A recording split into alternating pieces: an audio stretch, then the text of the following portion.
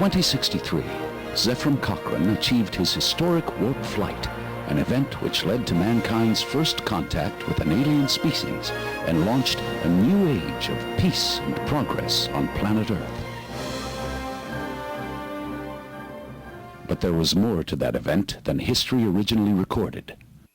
A year later, while giving a commencement speech at Princeton University, Cochrane made some cryptic remarks about what really happened during first contact.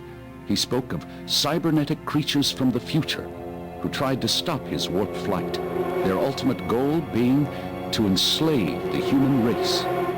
He claimed they were defeated by a group of humans, also from the future. No one took him seriously. A few years later, he recanted the whole thing. We now know that Dr. Cochrane's statements were not the imaginative rantings of an eccentric. We now know that the cybernetic creatures he spoke of were quite real and were members of perhaps the most patently malevolent and relentless force in the galaxy, the Borg. In the words of Jean-Luc Picard,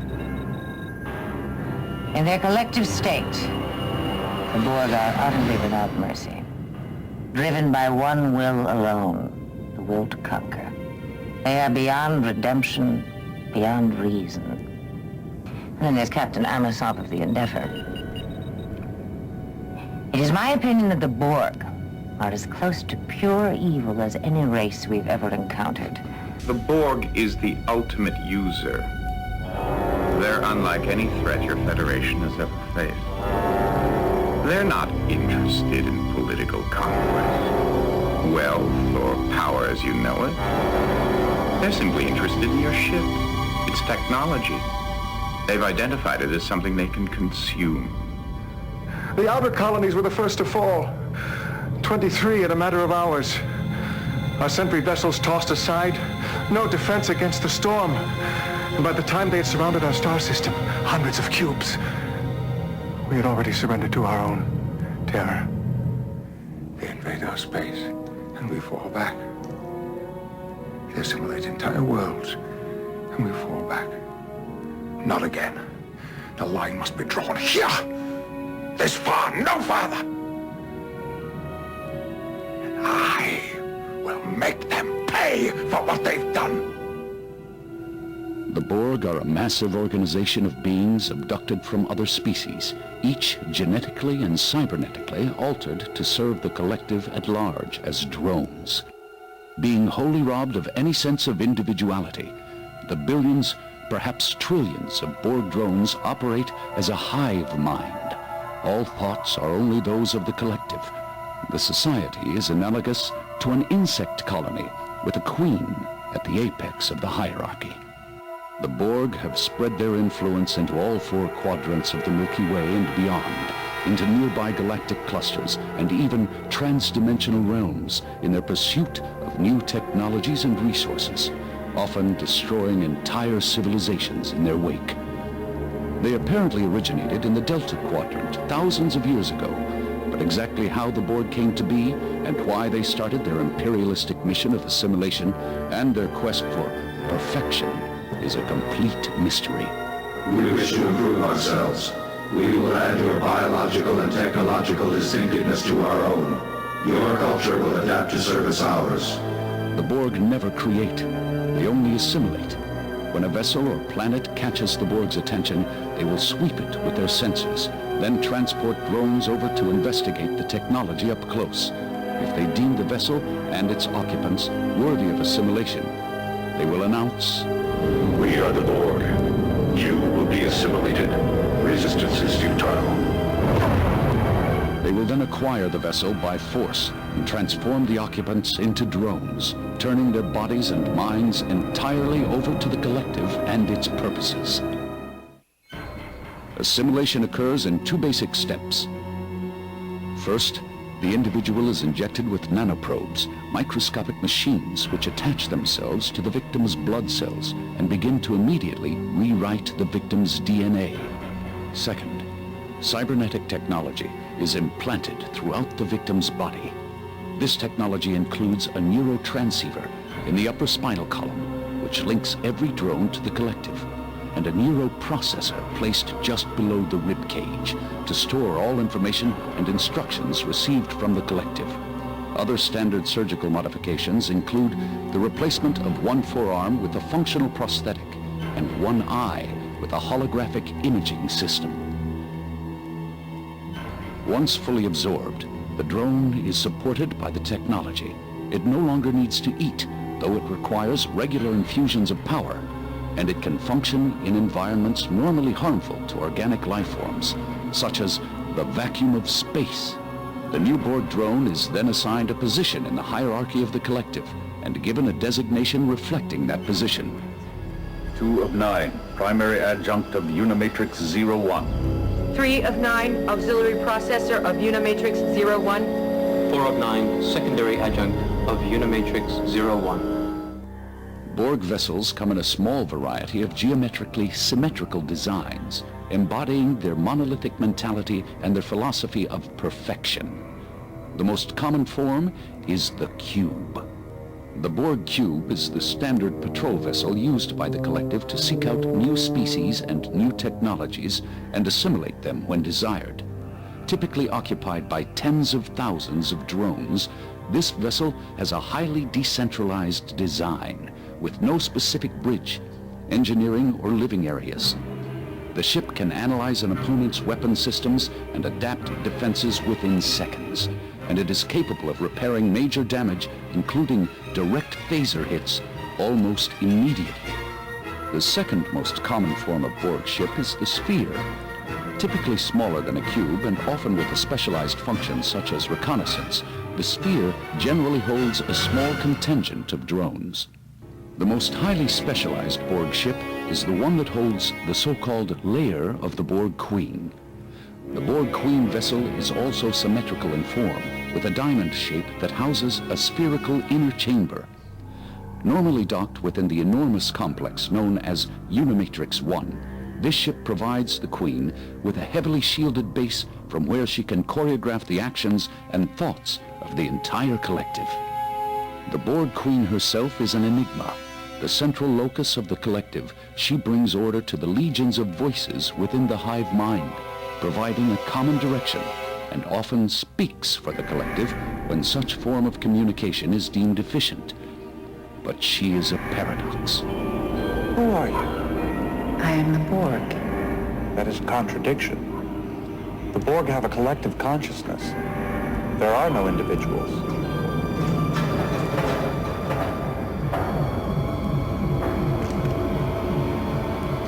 I am the beginning, the end, the one who is many.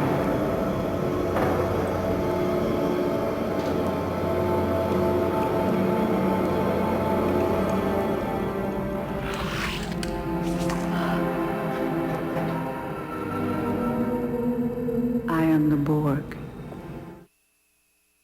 The first officially documented Federation encounter with the Borg came in 2365, when the USS Enterprise D was hurled 7,000 light-years across the galaxy by the entity known as Q, into the path of a cube. It was this encounter that established the Borg as a real and imminent threat. Starfleet immediately started planning a defense. The matter was made more urgent by evidence that the Borg had already violated Federation space and destroyed outposts along the Romulan neutral zone. Strategic simulation exercises were conducted, and a new class of heavily armed starship began development. But the preparations would prove too little, too late. Mr. Wolf, dispatch a subspace message to Admiral Hansen. We have engaged the Borg.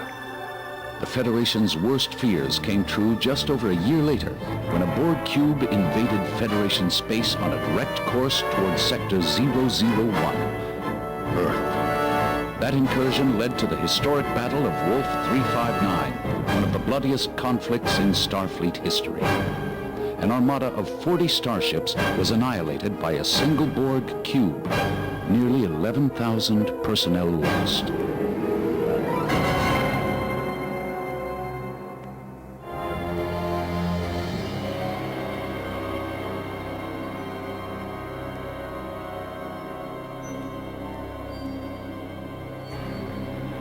catastrophe was a result largely of the assimilation of Captain Jean-Luc Picard. I am Locutus of Borg. Your life, as it has been, is over. From this time forward, you will service us. Fortunately, Picard's crew managed to recapture him and find a way to use his link to the Borg Collective to trigger a self-destruct command on the cube.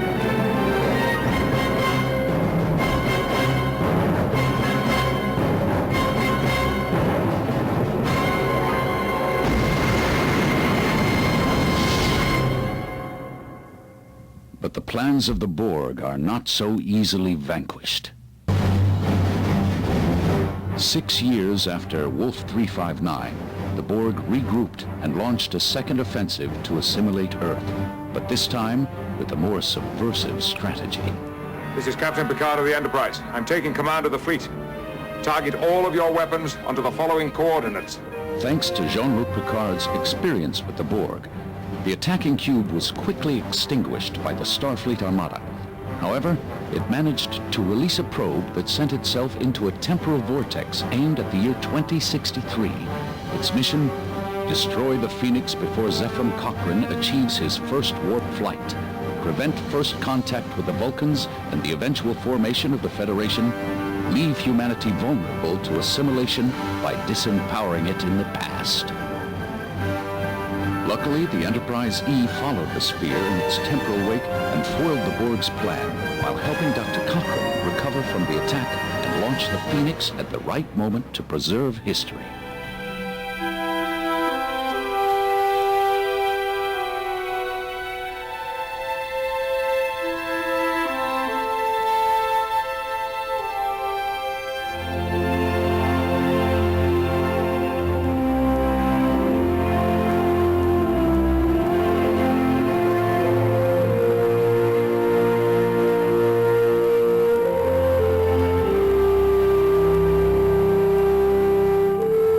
Finally, centuries later, the odd statements made by Dr. Cochrane in 2064 were explained.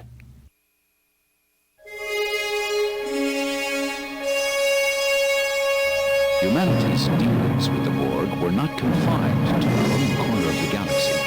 The Federation starship USS Voyager, presumed destroyed in the Badlands in 2371, had actually been transported by an entity called the Caretaker into the far reaches of the Delta Quadrant, literally into the Borg's own backyard.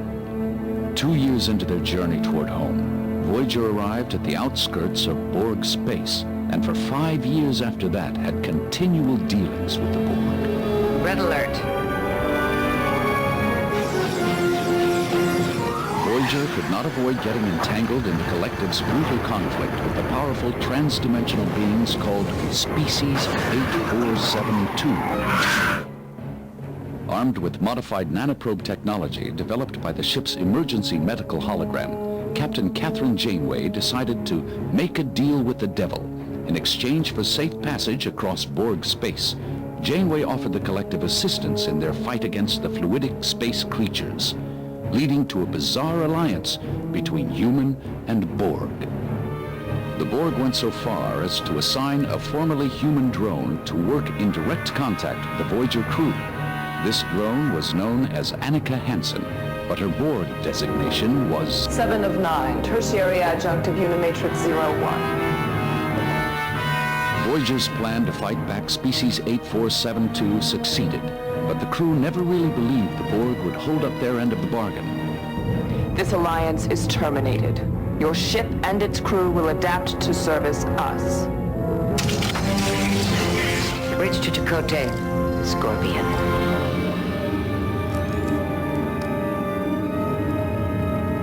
Initiating power surge, now!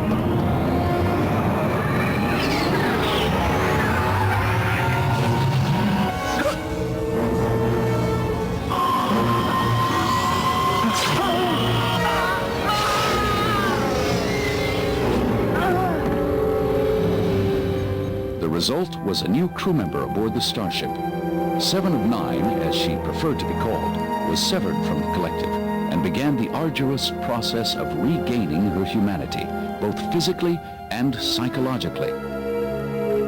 It was a most difficult personal journey for the woman who was assimilated at age 6 and spent her formative years as a drone, and several times she very nearly reverted back to the hive. You will be assimilated. Resistance is futile.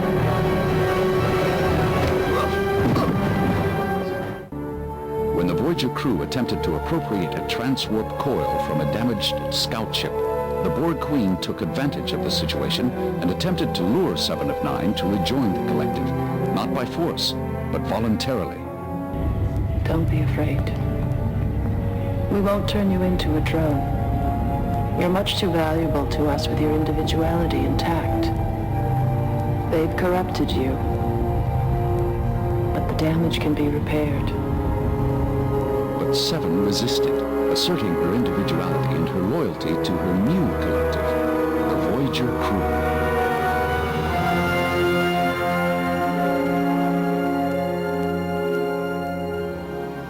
Voyager's history with the Borg in the Delta Quadrant could fill volumes, but it was one final run-in with the perennial foe that actually led to the starship's return home. A visitor from the future, an alternate timeline version of Catherine Janeway, approached the present-day Voyager with new technologies to help the starship defend itself against the Borg. Admiral Janeway and Captain Janeway teamed up to guide the ship to a Borg transwarp hub to use it as a shortcut home, while at the same time deal a crippling blow to the collective.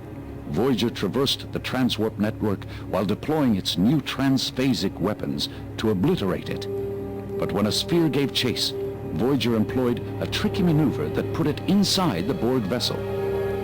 Once the sphere exited the transwarp conduit, Voyager destroyed the sphere from the inside, and the ship emerged before a Starfleet flotilla less than a light year from Earth.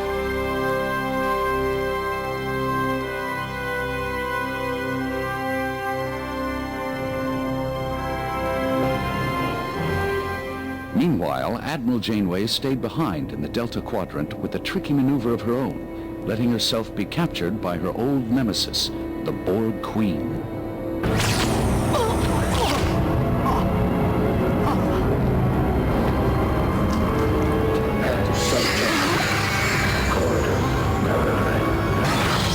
Must be something you assimilated.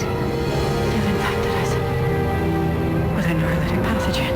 Just enough to bring chaos to order.